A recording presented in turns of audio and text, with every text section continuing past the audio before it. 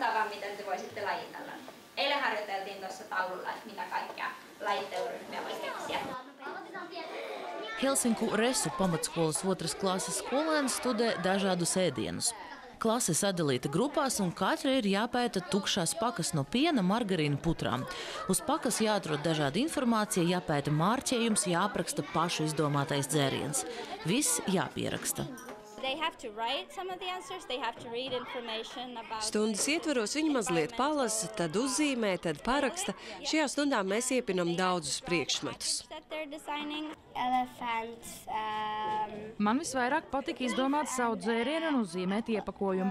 Mūsu sastāvdaļas ir ziloņu zobi, apelsīnu sula, šokolādes saldējums un D vitamīns. Mikä koriin maitotuotteista on rasva? Mums jāsarindo produkti pēc tā, kuram ir visvairāk tauku. Šādi izskatās tās augtās fenomenu izglītības modelis. To ar nākamo gadu ieviesīs visās Somijas skolās, bet pašlaik vairākas izmēģina. Reforma paredz, ka katrai klasei vairāku nedēļu garumā risinās šādas multidisciplināras stundas. Skolēni pēta kādu tematu vai parādību, pielietojot pārējos priekšmetos iegūtas zināšanas. Kā tieši pētīt un kādus aspektus izvēlēties, izdomā paši skolēni konkrētas tēmas ietvaros. Klasē stāvēja tukšas kastes, un daži bērni lūdz atļauju no vienas uzmeistarot kravas auto. Es prasīju, bet kā tas saistās ar mūsu tematu ēdienas? Skolēni izdomāja, auto taču nepieciešams, lai maizi aizvests no ceptuves līdz veikalam. Tad mēs visi kopīgi izdomājām, ka pētīsim maizes ceļu. Bērniem bija grāmatās jāatrod, kas vēl vajadzīgs maizes ražošanai un ko var izveidot no kastēm, piemēram, traktoru vai cepešu krāsni. Un šādi izskatās matemātikas stunda Helsinku skolas 4. klasē. Bērniem ir noteikts budžets. Viņiem kopā, ieejot veikalā, ir jāiegādājas pārtika kopīgai maltītei. Un pēc tam, kad klase atgriezīsies mājās, viņiem būs jāsaskaita, vai nopirkts pietiekoši daudz, un vai pietiks visiem paēst un izskatās iedzert kafiju. Viens no fenomena izglītības mērķiem ir ieinteresēt skolēnus mācībās, demonstrēt, ka aiz skolas sola iegaumētais nav tikai teorija un formulas, un iemācīt pielietot jaunas zināšanas praksē. Tāpat skolēni ļoti agri apgūst sadarbības un kolektīvā darba prasmes. Pasaule mainās, un mēs daudz domājām par to, kā mūsu izglītības sistēmu pielāgot šīm izmaiņām. Bērni, kas tagad uzsāk skolas gaitas, būs daļa no darba tirgus vēl 2070. gadā.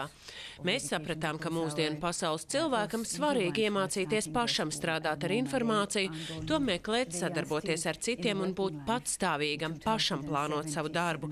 Uz šo īpašību attīstību ir virzīta šī reforma. Jāteic, arī pirms reformas Somijas skolu izglītības sistēma izskatās neierasti. Tās galvenā īpašība ir brīvība gan skolēniem, gan skolotājiem. Pārtraukumi starp stundām vismaz 15 minūtes, lai pēc tam vieglāk koncentrēties. Līdz pat 7. klasē skolotājiem nav pienākumu likt atzīmes, drīkst bērna sniegumu vērtēt arī aprakstošā veidā. Valsts izglītības vadlīnijas ir ļoti aptuvenas un bieži tikai norāda virzienu un vērtības. Turklāt valsts skolu darbu nekontrolē. Skolu pārbaudes vai inspekcijas te vienkārši nepastāv.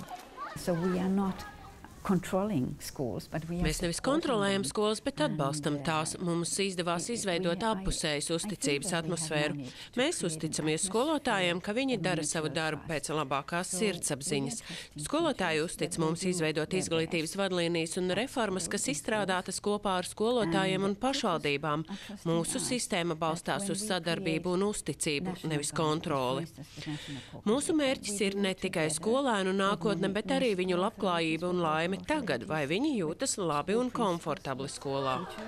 Somijā nav arī valsts eksāmenu, pārbaužu un kontrolu darbu. 12 skolas gadu laikā Somijas skolēni nokārto tikai vienu tā saukto matrikulācijas eksāmenu. Tas ļauj skolām un pašvaldībām pašām lemt, ar kādām metodēm un cik ātri skolot bērnus, turklāt mazina stresu. Daudzās valstīs sistēma ir uzbūvēta, lai strādātu efektīvi. Tas nozīmē, ka mērķis ir uztrenēt skolēnus, labi kārtot daudzus testus un eksāmenus. Mēs Somijā tiecamies nevis pēc efektivitātes, bet pēc profesionālisma. To, kā Somijas skolotāji šo brīvību pasniegt pēc pašu sistēmas izmanto, vislabāk demonstrē fizikas un matemātikas skolotājs Pekka Peura. Pats viņš sevi sauc par skolotāju, kas nepasniedz. Semestra sākumā Pekka uzdot visus semestra laikā izpildamus uzdevumus un pārējo atstāja skolēnu ziņā. Stundas laikā skolēni paši pēta materiālu, lasa teoriju, savā starpā konsultējas, bet Pekka piepalīdz, atbild uz jautājumiem un konsultē. Skolotājs norāda, ka apķerīgākie skolēni tiek galā ar uzdevumiem ātri, saņem papildus darbus un negarlaikojas, bet lēnākiem ir laiks visu izprast pēc pašu tempa. Kontroldarbu vietā Pekka piedāvā skolēniem pašiem novērtēt savas zināšanas. Atzimi liek kopā. I see a lot less stress and a lot more happy faces. Kopš sāku pasniegt pēc šīs sistēmas, savā stundās redzu daudz mazāk stresa un daudz vairāk laimīgu seju. Un tas jau ir tas svarīgākais. Es vēlos, lai bērni iemācās kaut ko par sevi, par to, kā komunicēt savā starpā, kā būt laimīgiem. Kad skolēni tikai sāka pie manis mācīties, daudziem bija ļoti zema pašapziņa attiecībā uz matemātiku, bet ar laiku viņi saprata, ka nav muļķi un ka visu var iemācīties, ja skolotājs dod viņiem pietiekoši daudz laika. Pekkas izgudroto sistēmu pārņem jau simtiem skolotāju visā Somijā. Komunikācija notiek internetā. Lai apmainītos ar zināšanām un apspriestu citas pasniegšanas metodas, Pekka ir izveidojusi grupu sociālajā tīklā Facebook.